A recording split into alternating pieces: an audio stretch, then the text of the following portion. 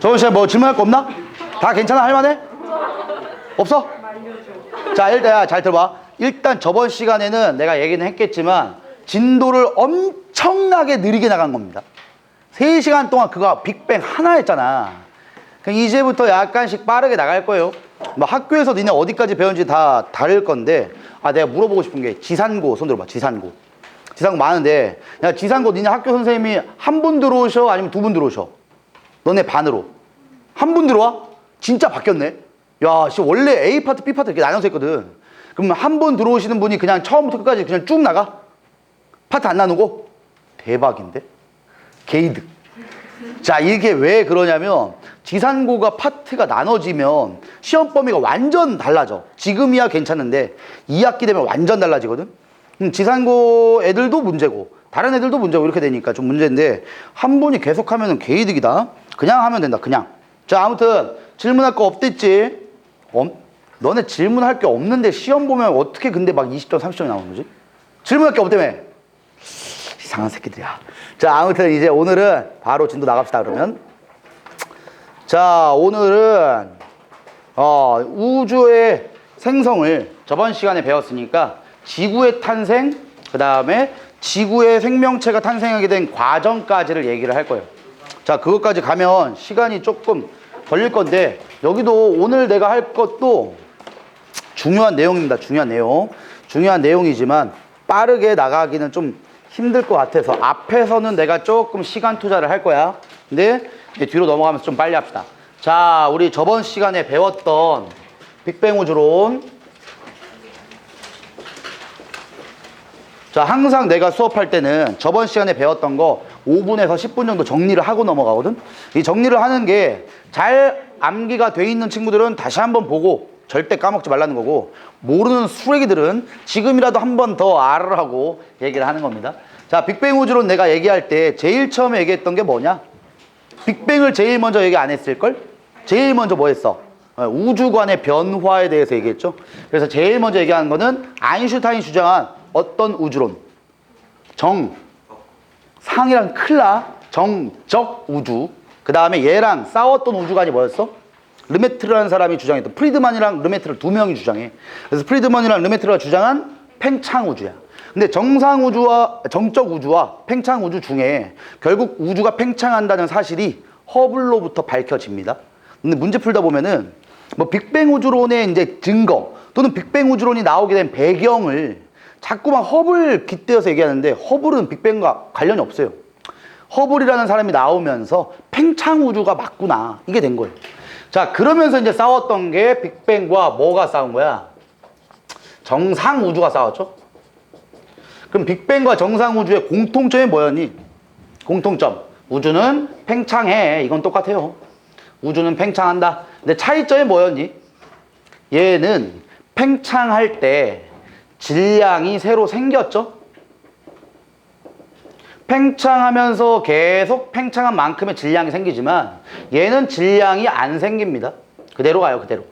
자, 그래서 내가 가장 큰 차이점은 얘는 질량이 일정하고 얘는 질량이 점점점 증가하는데 부피는 점점 증가하는 건 똑같다고. 얘도 부피는 증가해. 그래서 부피분의 질량을 하면은 뭐가 나온댔냐? 밀도 나온댔죠, 밀도? 근데 얘는 분모값도 증가하고 분자값도 증가하니까 밀도가 어떻다? 일정하다. 얘는 분모값만 증가하네. 그럼 밀도가 어떻게 된다? 감소죠? 근데 밀도랑 세트 메뉴로 뭐 외우랬냐? 온도. 그렇지. 얘는 온도도 일정하고 얘는 온도도 감소합니다. 근데 지금 과학기술이 막 발달해가지고 우주의 온도를 확인하니까 지금도 약간씩 내려가는 걸 확인할 수 있어요. 아주 조금이지만. 그래서 결국 빅뱅이 맞다, 이렇게 얘기할 수 있다는 거고, 그 대신에 빅뱅에 확실한 증거가 있었지. 빅뱅의 증거 2가지 있어. 이거 외워야 된다. 2가지가 뭐였어? 수소 대 헬륨에 무슨 비가 몇 대 몇? 꼭 기억해야 돼. 개수비 아니야. 질량비가 몇 대 몇? 3대 1이다. 그때 개수비는 몇 대 몇이랬어? 12대 1이야. 개수가 수소 원자핵이 12개, 헬륨 원자핵이 1개 있어야지만 질량비가 3대 1이에요. 그 다음 2번째, 뭐가 몇이다? 증거. 빨리 얘기해. 우주 배경 복사가 현재 약 몇 켈빈에서 방출되는 파장과 일치한다? 3켈빈에서 일치한다. 자, 두 번째 아셔야 되는 거, 이거를 어떻게 알았냐? 수소대 헬륨의 질량비를 판단하게 된 방법이 뭐야? 자, 요게 이제 스펙트럼 분석을 하죠. 네, 스펙트럼이라는 거는 크게 보면 몇 가지 종류가 있었니? 세 가지. 뭐 있어? 연속 스펙트럼. 그럼 연속 스펙트럼은 언제 보여? 그냥 빛이면 연속 스펙트럼이에요. 태양, 빛, 고온의 별빛, 빛이면 다 연속이야. 그럼 문제, 백열등. 백열등을 분광기에 딱 보면 연속 스펙트럼이 나올까 안 나올까? 나옵니다. 나와요. 내가 그때도 얘기했는데 물감을 빨간색, 파란색, 뭐 노란색, 초록색 다 섞으면 물감은 무슨 색이 된댔어? 검은색이 됩니다. 근데 빛은 모든 빛을 섞으면 흰색이 돼요. 그래서 백색 등 이런 게 나오면 무조건 연속 스펙트럼이 나와요. 자, 근데 스펙트럼을 조사하면은 내가 뭐를 확인할 수 있댔어? 원소의 첫 번째 뭘 알 수 있다? 종류를 확인할 수 있다. 두 번째 뭘 알 수 있다? 원소들의 질량비까지 확인할 수 있다. 종류는 어떻게 확인해 그럼? 종류. 선 스펙트럼에 선의 위치가 같으면 같은 원소예요. 근데 질량비는 어떻게 확인한댔어? 선 스펙트럼의 두께. 두께가 두꺼울수록 질량이 많은 겁니다. 이 정도만 알면 돼. 자, 그럼 우주 배경 복사는 무엇으로 확인할 수 있었어? 요거 잘 알아야 돼. 마이크로파. 뭐? 잡음을 통해서. 지지지지직 거리는 데잖아. 이걸 통해서 알아냈고, 이게 우주에서 나오는 온도에 대한 복사파구나. 그걸 알아냈어요. 자, 대신 내가 마이크로파라고 해도 되지만, 뭐라고 해도 된댔냐? 전파라고 나올 때도 있어요. 다시, 마이크로파가 좀 하위 단계고, 전파가 상위 단계야. 그 전파가 좀 큰 개념인데, 전파라고 해도 맞아요. 이 마이크로파 잡음을 통해서 누가 알아냈다느냐? 이름도 알아야 돼. 과학자 이름. 두 명. 제대로 외워. 펜지어스와 윌슨. 두 명이 있어요. 이 두 명이 요걸 처음으로 알아내서 노벨상까지 받았다라고 했어요. 자, 이렇게 된 다음에 이제 빅뱅 우주론이 맞았다라고 해가지고 빅뱅 우주론은 항상 시간 순서로 아는 게 제일 좋아요. 그럼 점점점 시간이 흐르고 있는 상태면 맨 처음보다는 그 다음이 좀 커지고 그 다음이 좀 더 커지고 제일 커지고 뭐 이렇게 될 거야. 자, 그럼 빅뱅이 빵 터지면 제일 먼저 만들어진 입자를 내가 무슨 입자라고 했냐? 기본 입자. 자, 기본 입자의 종류는 뭐와 뭐 있었어? 쿼크와 뭐 전자라도 돼. 근데 그 전자에 대한 여러 애들을 다 합친 표현이 렙톤이라고 하기도 하고 경입자라고 하기도 합니다. 원래 얘네들의 종류가 내가 6가지씩 있잖아. 그 중에 쿼크의 종류 중에 업 쿼크와 다운 쿼크를 우리가 배우는 것이고 6가지의 경입자 중에 전자만 배우는 거예요. 업 쿼크는 한 개당 전하량이 얼마다? 플러스 3분의 2. 다운 쿼크는 마이너스 3분의 1. 전자는 마이너스 1.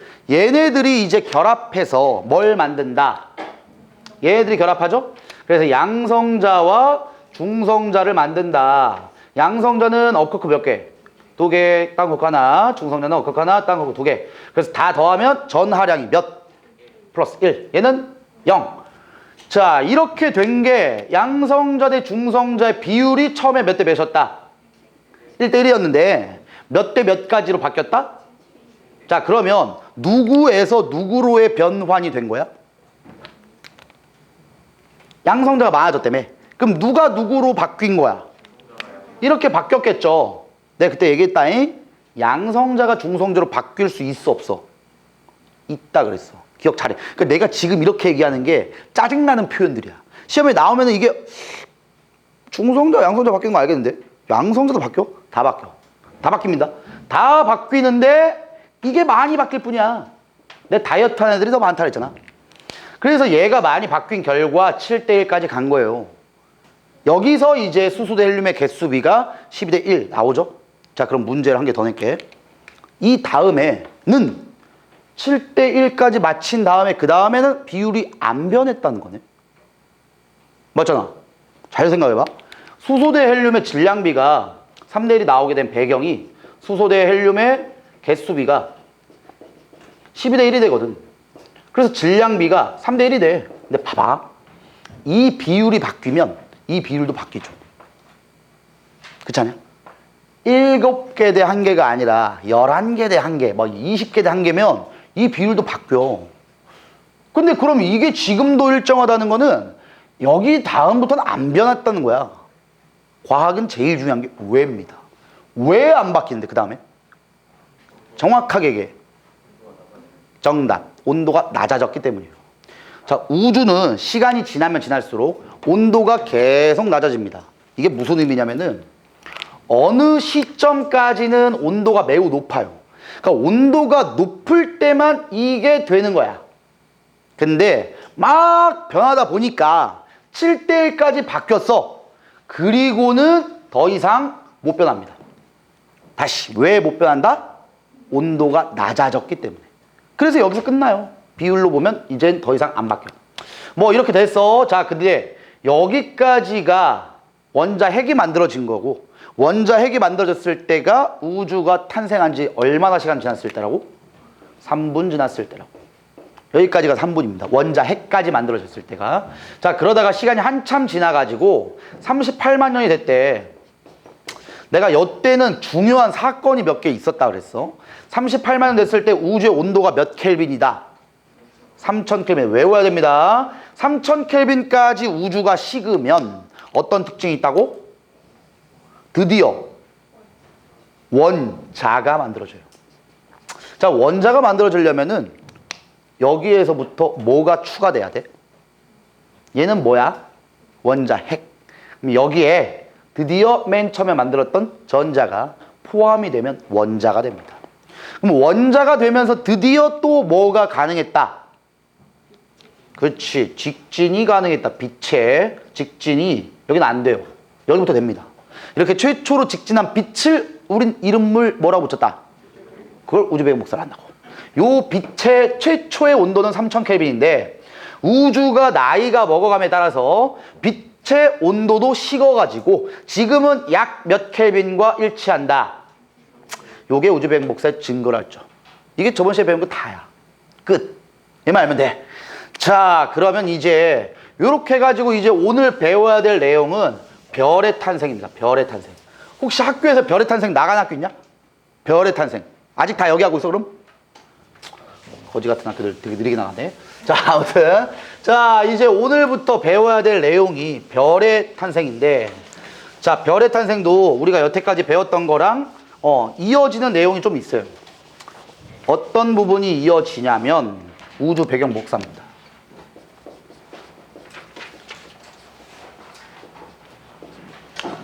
자, 우주 배경 복사가 현재 약 3켈빈에서 나오는 파장과 일치한다라고 했는데 아주 약간 다르댔죠. 그 위성 사진을 이렇게 보면 위성 사진에서 어디는 약간 불구스름하게 나온 데도 있고 어디는 약간 푸르딩딩하게 나온 데가 있단 말이야. 그거 어디에 나오냐? 그 책 잠깐만 볼까? 자, 책에 몇 쪽을 보냐면은 14쪽이래. 나보다 빠르네. 14쪽 보세요. 14쪽에 밑에 보시면 그림이 하나 있지? 그 그림이 플랑크 위성에서 관측한 우주 배경 복사예요. 자, 보면은 우주의 이걸 온도라고 생각하면 제일 쉽거든? 근데 우주의 온도가 오른쪽 부분이면 약간 붉은색으로 보이는 곳이 있지. 근데 가운데 부분은 약간 파란색으로 보여. 그 파란색으로 보이는 부분은 약간 온도가 낮은 지역이야. 붉은색으로 보이는 지점은 아주 약간 온도가 높아요. 야, 그럼 온도가 약간 차이가 난다는 거지. 그럼 온도 차이가 왜 발생할까? 왜? 과학은 왜야, 왜? 왜 온도가 좀 낮거나 높을까? 아, 우주의 온도가 다 똑같아야 되는 거 아니냐? 아주 약간 다른 이유는 입자들이 많이 몰려있냐, 안 몰려있냐의 차이예요. 여기는 입자가 좀 많이 몰려있는 지역이고, 여기는 좀 적게 몰려있는 지역이에요. 그럼 봐봐. 많이 몰려있거나 많이 몰려있지 않으면 어떤 차이가 발생하냐면 중력 차이가 발생합니다. 그럼 중력이 약간 센 곳도 있다는 거고 약간 작은 곳도 있다는 거죠. 그럼 중력이라는 힘은 어떤 힘이야? 중력. 서로 잡아당기는 힘이야. 그럼 중력이 약간 센 곳은 서로 막 끌어당기는 힘이 세요. 그러면 막 얘네들 먼지 같은 게 입자거든, 입자? 먼지가 하게 되면 점점 눈사람 만지는 것처럼 점점 커져. 이렇게 계속 커지면은 이제 드디어 뭐가 되냐면 성운이 됩니다. 성운. 자, 성운은 중딩 때 뭐라고 배웠냐? 성간물질이라는 게 모여있는 곳이거든? 그럼 성간물질은 먼지나 뭐 가스나 뭐 가장 작은 입자들이에요. 얘네들이 모여있는 곳이 성운인데 성운에서는 처음으로 뭐가 만들어질 수 있다라고 배웠냐? 성운에선 별이 만들어질 수 있어요. 자, 오늘 배울 내용의 하이라이트는 별입니다. 별. 자, 그러면 우주배운 목사가 아까 얘기한 것처럼 모든 우주가 완벽히 균일하지 않다라고 했죠? 이걸 우리는 비등방성이라고 합니다. 자, 이 뜻은 우주의 온도가 완벽하게 균일하지 않기 때문에 미세한 중력의 차이가 생길 수 있다고 했죠. 그래서 약간 중력이 강한 곳도 있고 약간 중력이 약한 곳도 있어요. 그 강한 곳에서는 입자가 완벽하게 모일 수 있는 환경이 조성되기 때문에 입자가 많이 모일 경우에 이러한 성간물질의 모임인 성운이 됩니다. 이거 이제 중딩 때 배운 거예요. 성운의 종류가 뭐 있다고? 암흑성운, 맞아. 반사성운, 발광성운, 세 가지 배웠을 거야. 그 성운에서 최초로 별이 만들어집니다. 자, 근데 내가 이거 표현할 때마다 너네들이 과학적인 기본 지식이 전혀 없어가지고 내가 항상 설명하는 게 하나 있어요. 물론 아는 친구들도 있을 건데 아는 게 정상이야. 모르는 게 잘못된 거예요. 항성, 행성, 위성, 해성. 자, 차이점을 먼저 봅시다. 항성이 뭐냐? 스스로 빛을 내는 천체. 그럼 우리 태양계 안에서 누가 있어? 태양이 있어요. 자, 그러면 행성의 정의는 뭐냐? 정의. 자, 분명히 머릿속에 뭐 있을, 행성, 뭐, 지구 아니야? 지구라는 게 뭐 이제 플랜트 이렇게 하잖아. 그럼 얘 정의는 뭔데? 정의는 항성 주위를 공전하는 천체입니다.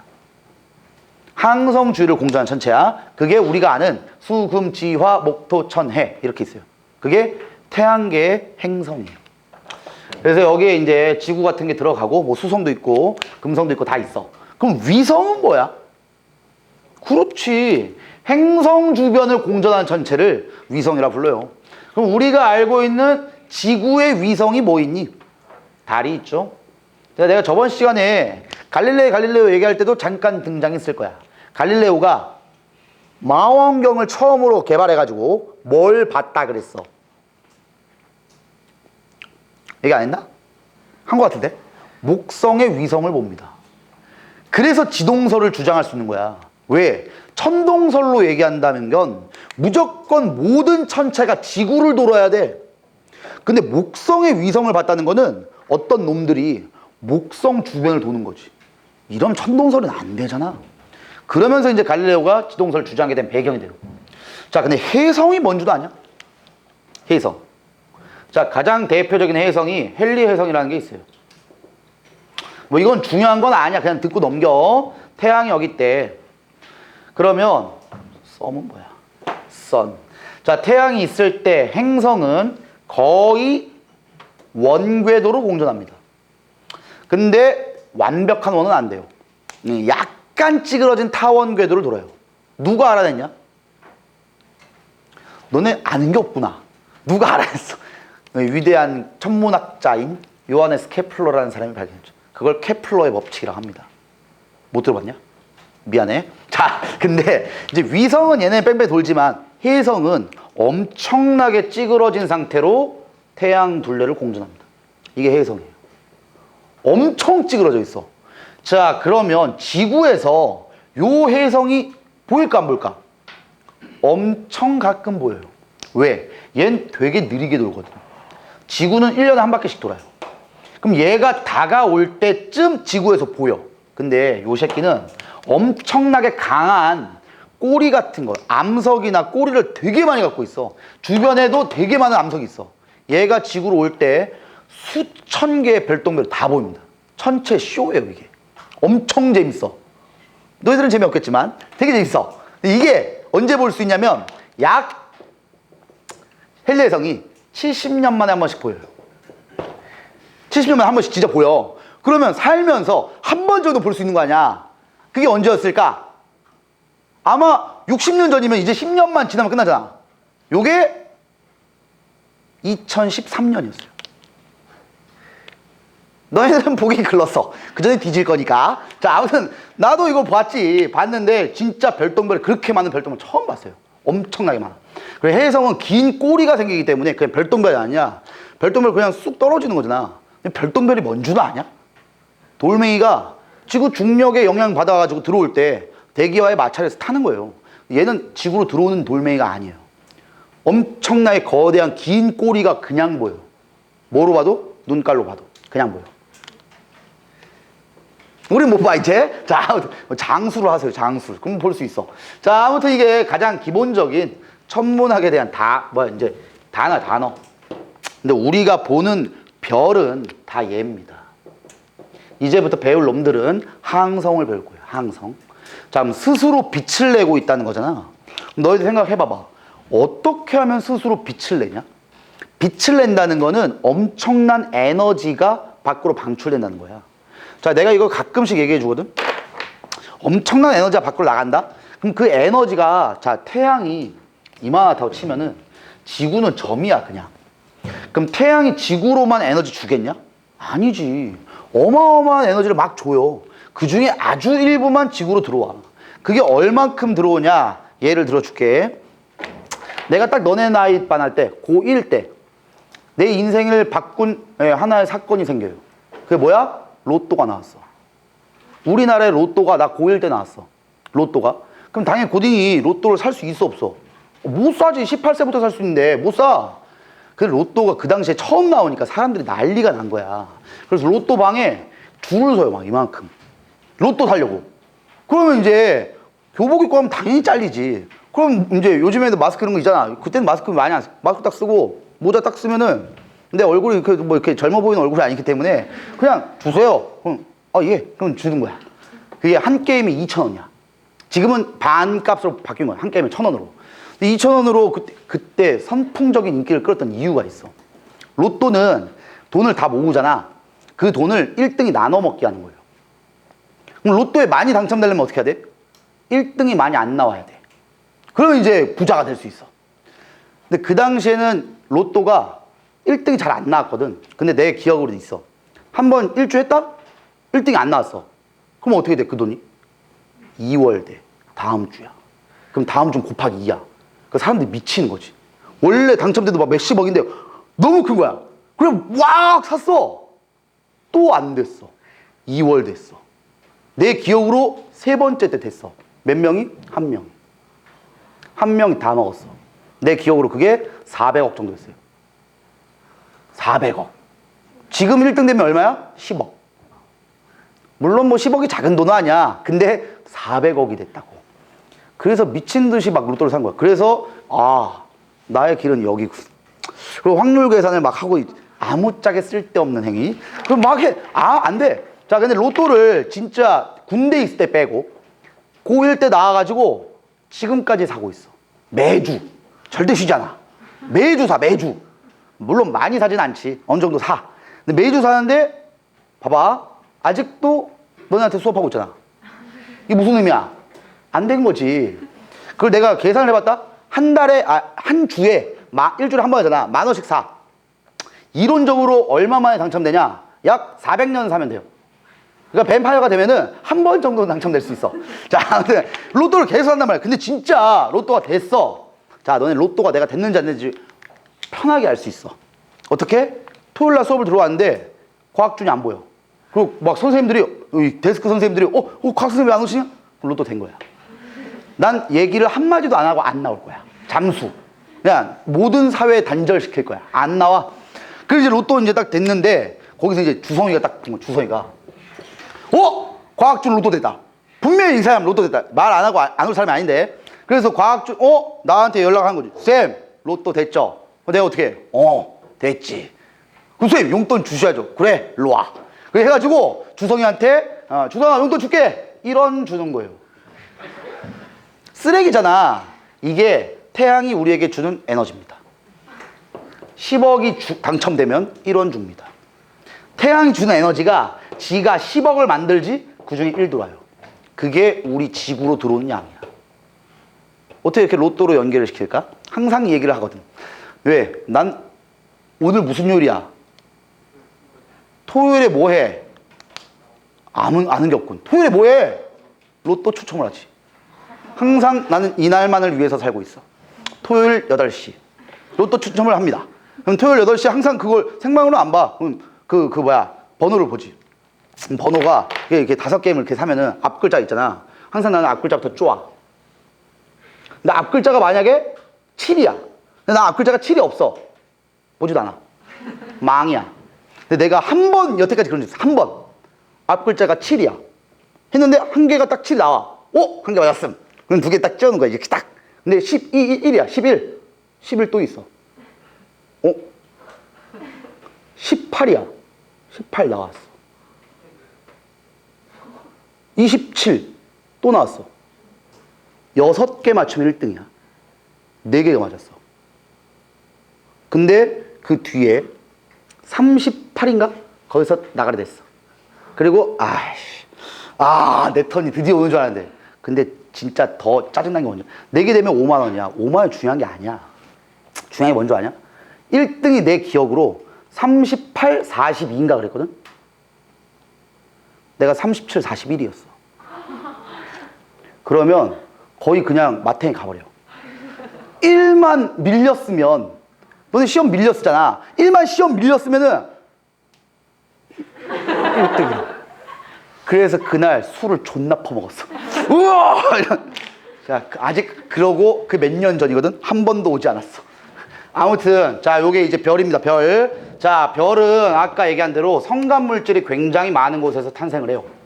자 근데 여러 가지 성간물질이 많은 곳에서 중력에 의해서 막 끄집어 당겨진댔잖아. 그럼 드디어 모이면은 최초의 별이 나옵니다. 최초의 별이니까 원시별이라고 할게. 자 요건 이제 다 지울게. 여기 쓸 게 좀 많아요. 그림을 좀 많이 그려야 돼. 그래서 최초의 별을 원시별이라고 해요. 자, 이 원시별이 처음으로 만들어졌다? 자, 그럼 잘 들어봐. 원시별도 별이긴 별이야. 야, 별이다라고 하려면은 조건이 뭘까? 별. 별이면 조건이 뭐야? 아까 얘기한 대로 우리 태양과 같은 특징. 스스로 빛을 내야 돼. 그럼 스스로 빛을 내는, 얘도 스스로 빛을 내는 거예요. 대신 우리 태양과는 약간 방법이 달라. 외워야 됩니다. 원시별이 별빛을 낼 수 있는 방법은 중력 수축 에너지예요. 자, 이 표현 그대로다. 원시별은 중력 수축 에너지로 별빛을 내. 그럼 중력 수축의 뜻이 뭐니? 중력은 가운데로 모이는 힘이야. 그래서 모여 들어가면서 수축하면서 에너지가 발생됩니다. 자, 여기서 이제 개념을 좀 잘 알아야 돼. 근데 아인슈타인의 상대성 이론이 있죠.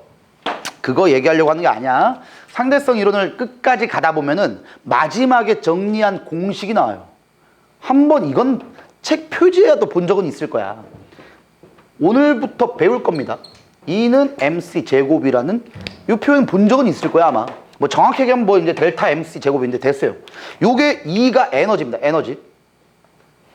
에너지는 M이 질량이에요. 질량. 너네 뭐 이제 운동 에너지 같은 것도 배웠죠? 2분의 1 mv 제곱. 거기가 M이 질량이야. 근데 C가 뭔지 아니?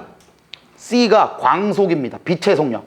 빛의 속력은 1초에 30만 킬로미터를 갑니다. 그래서 속력이 30만 킬로미터 per sec야. 그걸 제곱해. 그러면 에너지가 나와요. 자, 결론이 뭐냐면 원시별이 수축 과정에서 질량이 아주 조금 줄어들어요. 아주 조금 줄어들어. 그래서 수축을 하면 할수록, 즉 크기가 작아질수록 에너지를 계속적으로 방출할 수 있어요. 그러니까 그 에너지로 빛을 막 내는 거야. 자, 근데 여기서는 항상 이제 오늘 배울 내용 중에 계속 나올 겁니다. 크기가 작아진다. 외워야 돼. 온도는 높아진다. 꼭 외웁시다. 내가 이제 박스 같은 거 잘 안 칠 거예요. 네모칸 박스 치면 진짜 중요한 거야, 이거. 계속 나올 거니까. 크기가 작아진다. 온도가 높아진다. 결론, 원시별은 계속 크기가 작아질수록 본인 중심부의 온도는 높아집니다. 높아져. 근데 어느 정도의 온도가 돼야지만 그 다음 단계로 갈 수 있어요. 자, 예를 들어줄게. 원시별이 이만했다. 근데 요게 빛을 내면 낼수록 계속 작아져. 작아지지만 얘 자체의 온도는 어떻게 될까? 높아진다고. 높아지다가 어느 임계 온도가 필요해. 그 온도가 되면 그 다음 단계로 갈 수 있어. 근데 그 온도에 만나지 못하면 그냥 그게 끝이에요. 계속 수축하다가 별의 일생이 끝나버려요. 마지막이 그래서 어떤 형태가 되면서 끝나냐면 갈색 외성이 되면서 별의 일생이 그냥 끝납니다. 끝나. 자, 근데 여기서부터 원시별 자체가 무조건 이만한 건 아니야. 좀 커다란 원시별일 수도 있고 좀 작은 원시별일 수도 있어요. 얘는 존나 작은 원시별. 근데 어느 정도 사이즈가 좀 컸대. 좀 커. 어느 정도 사이즈가 크면은 요 새끼도 계속 수축을 하겠죠. 계속 수축을 해. 계속 수축하다 보면은 이제 드디어 어느 정도의 온도 이상이 됩니다. 이러면 드디어 진화가 되는 거예요. 그 다음 단계로. 자, 요 마지막 단계를 여기다 그릴게. 여기다. 그 마지막 단계가 주계열성이라고 불러요. 다시 요 새끼가 나오게 된 배경은 뭐냐면 아까 얘기한 대로 원시별이 이만한 게 점점점 작아지다가 어느 정도 온도가 안 되면 그냥 끝나버리는데 원시별 자체가 큰 거야. 그래서 얘가 점점점 작아지다가 정확히는 중심부의 온도가, 이건 외워야 된다. 중심부의 온도가 1000만 켈빈이에요. 여기에 도착해야 돼. 이 온도에 도착하면은 드디어 주계열성으로 진화가 됩니다. 내가 저번 시간에 켈빈이라는 거 얘기했죠? 절대온도. 근데 어쨌든 여기는 너무 온도에 대한 값이 크기 때문에 그냥 1000만 도라고 외워도 돼요. 1000만 도씨, 1000만 켈빈 차이가 안 나요, 거의. 자, 그러면 드디어 1000만 켈빈에 도착하면은 어떤 사건이 발생할 수 있냐면 얘는 이렇게 빛을 내지 않아요. 중력 수축 에너지로 얘는 빛을 발생시켰지만 얘는 빛을 발생시키는 방법이 다릅니다. 얘가 빛을 발생시키는 방법은 수소 핵 융합 방법이에요. 자, 요건 이제 너희들이 들어본 기억이 있을 거야. 우리 지구에서는 에너지, 즉 발전소에서 전기를 생산하기 위해서 뭐 화력 발전소도 있고 그다음에 뭐 수력 발전소도 있고 풍력 발전소도 있고 되게 많은데 핵 에너지를 이용하는 발전소가 있죠. 뭐 원자력 발전소가 있지. 후쿠시마 원자력 발전소 그거 터졌잖아. 그럼 원자력 발전소에서는 핵을 어떻게 하는 건데? 우라늄이라는 핵을 부셔버려요. 핵 분열이에요. 우리가 쓰는 건. 근데 이걸 쓰면 이제 끝납니다. 핵을 융합할 수 있다면 끝. 자, 엄청난 장점이 있어요. 핵을 융합할 수 있다면 첫 번째, 핵 분열에 비교해서 비교될 정도가 아니라 엄청난 에너지가 나와요. 과학자들이 조사해봤다? 수소핵융합을 만약에 인간이 할 수 있다면 우리나라에 발전소 3개 있으면 돼요. 끝나. 지금 우리나라에 발전소가 몇 개 있을까? 풍력, 수력, 원자력, 와 존나 많아. 다 합치면 약 500개 정도 돼요. 그걸 3개로 끝내버려요. 어마어마한 에너지를 낼 수 있거든. 대신 두 번째 엄청난 장점, 두 번째 방사능 유출 같은 게 없어요. 이거. 방사선이 안 나오거든. 마지막 세 번째 극장점, 화석 연료 같은 걸 연소시키는 화력 발전소는 이산화탄소가 엄청나요. 그럼 지구 온난화가 생기지. 얘를 다 하잖아? 수소 핵융합 반응을 다 끝내면 결과물이 생겨요. 그 결과물이 뭔지 아냐? 수소를 융합시켰잖아. 그럼 뭐 만들어질까? 헬륨 만들어져. 아무런 쓰레기 물질이 안 나와. 완벽한 겁니다. 자, 대신 수소 핵융합 반응은 이건 알아야 돼. 쟤는 그럼 어떤 식으로 에너지를 만들어낼까? 저 에너지가 얘입니다. E는 mc제곱. 잘 기억해야 돼. 자, 일단 원리만 얘기해 줄게. 수소 4개를 융합을 해. 수소 4개를 융합하면, 물론 정확한 가정은 아닌데 통합과학은 이 정도만 알면 됩니다. 수소 4개를 융합하면은 한 개의 헬륨이 만들어집니다. 한 개의 헬륨이다. 그러니까 재료가 수소 4개고 결과물이 헬륨 1개야. 자, 근데 수소는 한 개당 질량을 1이라고 해볼게. 근데 헬륨은 한 개당 질량이 3.996이라고 한다. 자, 여기서 이제 질량. 중딩 때 화학 배울 때 뭐뭐뭐 법칙 이런 거 배웠는데 그때 처음 배운 법칙이 질량 보존 법칙이라는 거 배웠을 거예요. 그지? 질량 보존 법칙 뜻이 뭐니? 반응 전의 총 질량과 반응 후의 총 질량이 같다는 겁니다. 해보자 한번. 한 개당 1이야, 한 개당. 근데 얘 4개 있어. 그럼 전체 반응 전의 질량이 얼마야? 4죠. 근데 헬륨은 몇 개 나왔어? 한 개. 한 개. 그럼 얘가 한 개야. 그럼 여기 질량이 얼마냐? 얘네 뭐야? 안 같잖아. 그럼 우리가 지금 봐야 되는 0.004는 어디로 간 거야? 이게 감소된 질량이죠. 그지? 이만큼이 여기로 갑니다. 감소된 질량이 m 값으로 가고 이거에다가 광속의 제곱을 곱해준 게 에너지입니다. 그래서 이 에너지가 수소 핵융합 반응의 에너지고 이걸로 태양은 어마어마한 에너지를 계속 방출할 수 있는 거예요. 자, 그럼 문제. 언제 태양의 수명이 끝날까? 태양도 수명이 있어요. 뭐 언제 끝날까? 제일 쉽게 생각해봐. 어떻게 하면 태양의 수명이 끝나? 수소 다 쓰면 끝나겠지. 재료가 수소잖아. 수소 다 쓰면 끝나요. 자, 혹시 아나 모르겠다. 태양의 지금 나이 아냐? 대충 찍어봐. 대충 찍으면 지구랑 비슷해. 지구 나이는 아냐? 아는 게 뭐야? 지구 나이가 약 46억 년 됐어요. 태양도 비슷합니다. 자, 좀 이따 왜 그런지는 알려줄게. 태양이 생성되면서 지구가 같이 생성돼서 그래요. 그럼 태양의 나이가 약 50억 년 됐어요. 50억 년. 태양의 나이가 50억을 살았어. 근데 태양은 수명이 있습니다. 좀 있으면 수명을 다 해요. 그럼 태양의 수명은 얼마일까? 태양은 반을 살았습니다. 지금. 태양의 수명은 100억 년이에요. 100억 년 중에 절반 살았어. 아직도 50억 년이 남은 거야. 우리랑 아무 관련이 없어요. 자, 아무튼 이 태양도 수소 핵융합 반응이라는 걸 통해서 계속적으로 수소를 소비하고 헬륨을 만들어냅니다. 근데 항상 기억해야 돼. 요 감소된 질량을 우리 시험에는 뭐라고 줄 거냐면 꼭 기억해야 돼. 이거 꼭 질량 결손이라는 표현을 반드시 물어볼 거예요. 그래서 수소 핵융합 반응을 하면 어떻게 에너지를 발생시키냐? 질량 결손된 만큼 나온다. 꼭 이렇게 기억해야 돼. 감소된 질량을 질량 결손이라는 표현을 쓸 거예요.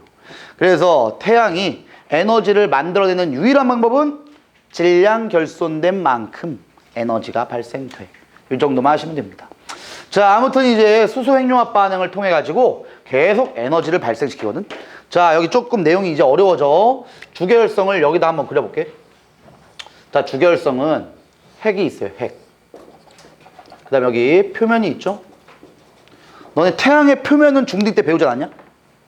태양의 표면에서 관찰되는 여러 가지 특징이 있죠. 뭐? 흑점도 있고 태양의 대류 활동 때문에 뭐 쌀알무늬 같은 거 배웠을걸? 태양의 대기에서 뭐 플레어나 그 다음에 뭐 있냐 또? 코로나 뭐? 홍염 뭐 이런 거 있을 거야 아마. 우리는 이런 거는 중2 때 배웠기 때문에 고2 때 안 배웁니다. 고2 때는 얘만 배워. 핵의 온도 내가 다시 몇 도라 그랬어? 1000만 켈빈. 자, 근데 왜 1000만 켈빈이 중요할까? 이게 조건이에요. 이게 조건이야. 뭐 하는 조건? 수소핵융합하는 조건. 내가 아까 얘기했지. 얘는 조건이 안 돼가지고 그냥 끝난댔지. 1000만 켈빈에 도달하지 못한 거예요. 1000만 켈빈에 도달하면 드디어 수소핵융합을 합니다.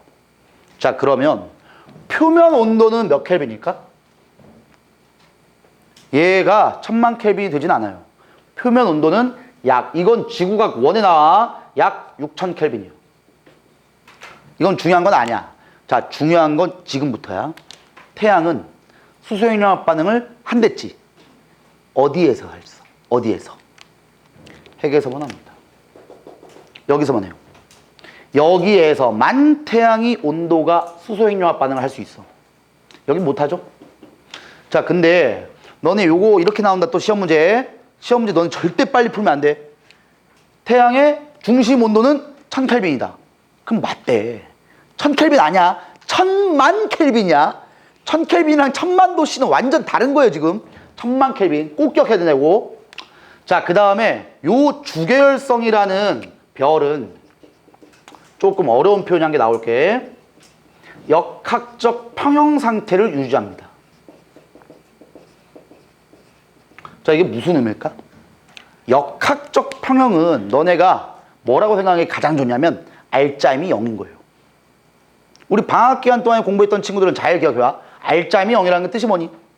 모든 합력을 더하면 0이 된다는 겁니다. 알짜임이 0. 모든 합력을 더하면 0. 근데 우리가 아는 힘은 하나 있어.